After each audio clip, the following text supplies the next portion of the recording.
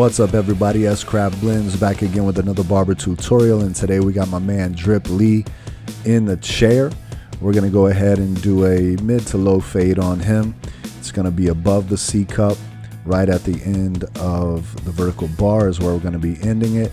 So right now what I'm doing is kind of pulling up his braids and doing a number 2 close, just to go ahead and knock off, most of that bulk, to lay a good foundation to blend into. So now I have a 1.5 guard open, and I'm just gonna blend right into that number 2. Notice I took the number 2 straight up, just knocking off all the bulk. Then the 1.5 open right into that number 2, just dropping down just a little bit, blending into that number 2. And then I close the number 1 and just kind of blend a 1.5, blend it into that 1.5 open. Now I have the number 1 open, blending into that 1.5 closed, and then I'll close the number 1, blending into that 1 open. So basically what I'm doing is I'm moving quickly to lay a good foundation. For me, this is one of the quickest ways and the best ways and the cleanest ways, in my opinion, to get a good fade.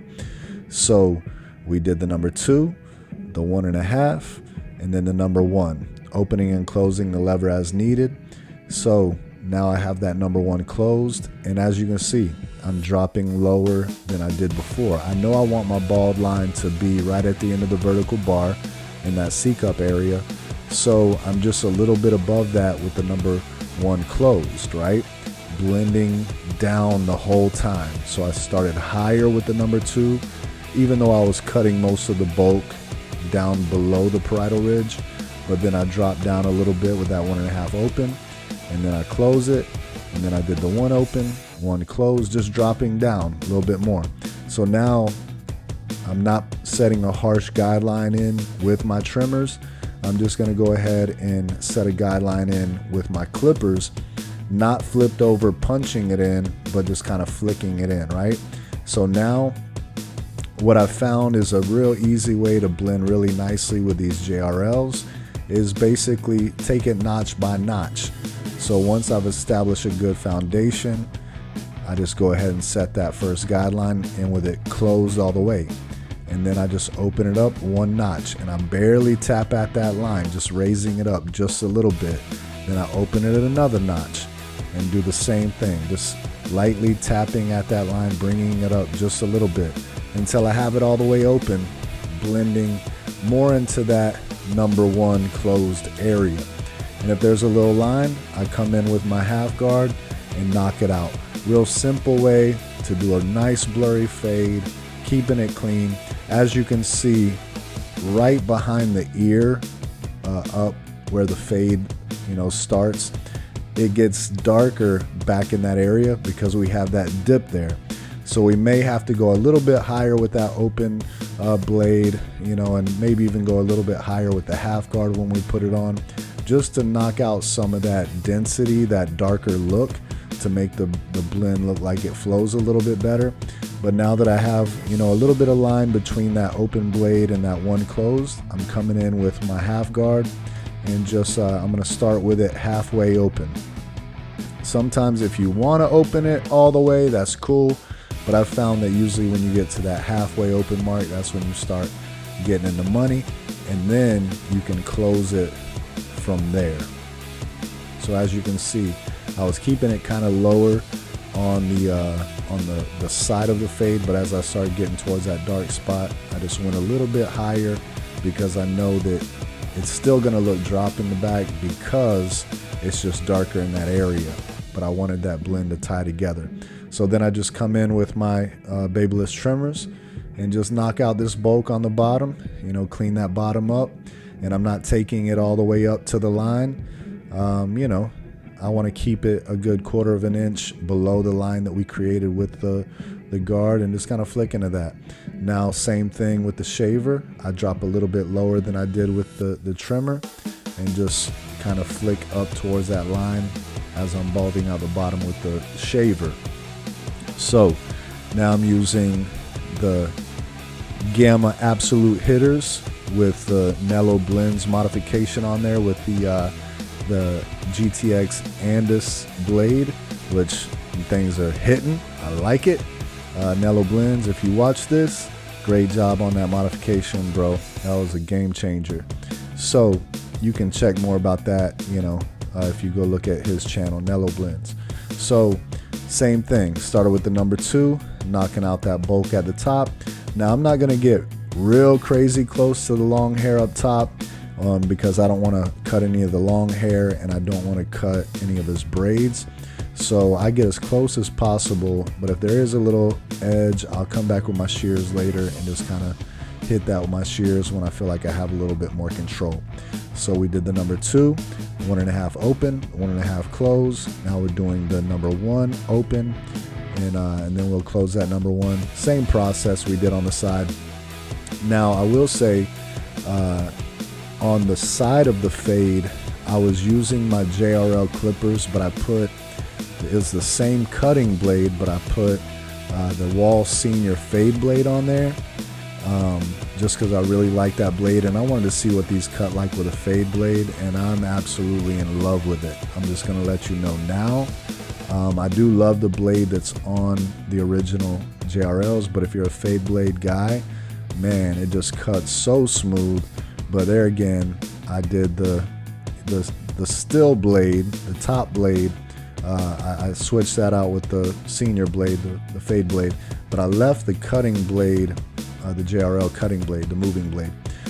So my battery died because I forgot to charge them. So I grabbed my other pair of JRLs and I started cutting with them. It didn't give me the same cut that I had on the side, as far as, you know, the fade blade just seems to cut a little bit closer. So I had to kind of change up my technique a little bit with this other blade. It just wasn't getting as close as I wanted.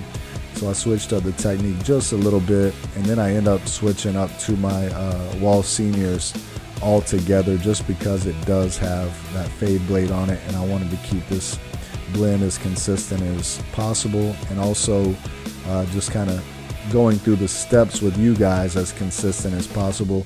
And there again, you know, the way it cuts with that fade blade and the way it cuts with the taper blade is just a little bit different. So I was trying to, as you can see, just notch it up, you know, little by little, pushing that line up, and it was still staying a little bit darker, even though it's the same process. So I decided I'm going to work the process just like normal, but then I'll go back with my fade blade and just kind of, you know, knock out some of that darkness on that bottom line there. And as you can see, from the back to the side, right in that corner area, there's some little patchy areas that I need to go in and touch up. And I usually come back in, whether it's on video or off video, and I just tap in those areas just to try to, you know, make the color look like it just flows together, blends together. Added those words together. What's going on? But anyways, we had flins happening. So yeah, so now I grab my seniors and I'm just trying to knock out some of that bulk with that fade blade, just so it matches up with the side. And there again, I'll go back into that little corner section right around there, and I'll just tap in there with my half guard and just knock out some of those dark areas to make sure, there again, when I say color, I'm talking about the dark fading down into the light. And as you can see, there's still a little bit there, and I'll come back in with shear over comb and just tap at that to make sure we get like a consistent flow in the fade. So balding out the bottom once again, same process, man. And as you know, if you watch my videos, I'm not really worried about perfection at this time. I want to set a good blend. I want a nice foundation, but I'm knocking out the bulk part as quick as possible to get a nice clean looking blend.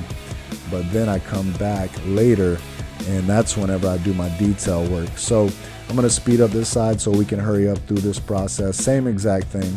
Number 2, all the way up to the parietal ridge, just kind of floating straight off, trying to avoid the long hair and the braids. And then, you know, we do the 1.5 open, 1.5 closed, and you know, right, I just keep dropping a little bit lower. So with that 1 open, blending into that 1.5 closed, and then I close that number 1. Just took out some of the steps, but you see what's happening. So same thing here. I come in, drop a little bit lower, set my first initial guideline, and then usually I was in the other side, I just notched it up. Because of switching the clippers and all that good stuff, I just kind of opened the blade all the way up and made that second guideline, and now I'm closing it and just tapping at it. So it's really your preference, and this is just what I'm used to with my wall seniors. However, there again with the JRL clipper, I just really like that notch by notch system where the seniors really don't have the notch on the side, but with that little click, I know that if it's closed, I set my first guideline, click it one time, just tap at that guideline just a little bit, raise it up. Click it again, tap that at that line, just raise it up just a little bit until my blade's fully open, and then just tie it all together with a half guard. So here, not a whole lot of rhyme and reason here. I mean, you kind of seen the basic process, but a lot of times, man, I just kind of have a little process in my head, and I'll skip through. So there again, open blade, close it a little bit, like halfway, and then close it all the way as I'm dropping down. Then I'll come back in with the half guard, knocking out that line there, trying to blend that together with that. So now that we did that, there again, not perfection, but we got a good fade. It's passable, but knocking out the bolt gives me time to come back in later with, just detailing stuff, knocking out some things. So basically, you've seen the process. There it is. Simple, easy. If you can master that fade down technique, I mean, you can fade it all the way down to the bald, and that's lovely. Or you can just fade it down to a number one, and then you can start fading up, with no guard. And I really like that process as well. Here lately, I've been using that a lot more, and I feel like it just actually has cut down on my fading time. So now I went down with a number one open or a 1.5 guard. I wasn't paying attention, and I knocked down some of that bulk just so I can not have hair sticking out everywhere and give me the ability to put a nice clean lineup on there. And we're gonna hit him with some color enhancement to just sharpen up that front lineup. He likes it a little dark, not just like solid dark, like too dark, but he did want it darker. So I come in and we're using more of that black brown 245. So that way, what I found is if you're spraying it on like black hair, like the color black, it looks darker. If you're spraying it on like a blondish brown hair, it looks more brownish. So I really like that black brown. So now I'm coming in, just hitting up any bulk spots. I'm not really using the tips of my shears like I normally would with detail. I'm using just more of that shear over comb technique to just really move out some of those bulkier dark spots that I see.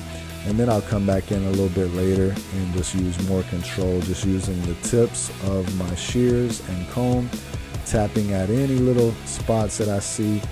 And if you haven't seen me do that technique, I'll show you a little bit more here in a little bit, but you can watch that in other videos as well. For me, that's one of my main go-tos for detailing. And of course, we hit them with the razor blade, make sure the line's sharp. Now, I like to, when they're at that angle, I like to go in with my shears and just clean up any loose hairs that I see that maybe I couldn't see from the front. Whenever you're looking from that position, you can see some hairs that might want to overhang. So now, as you can see, I kind of just rest my shear on my comb, and I'm focusing on any little dark spots that I see. And I'll do that all the way around the head until I'm fully satisfied, and that will be the cut. So here it is. Tell me what you guys think. I hope you like it. If you're not following me on Instagram, please do that, S.Craft_blends. Make sure you like, subscribe, and all that good stuff. Peace. Also, the music is by my man in the chair, Drip Lee. Keep an eye out for him on Spotify. About to drop some new content, new album. Also, follow him, Drip Lee _ on IG. Here's the finished cut. God bless you guys. Until next time, I'm out.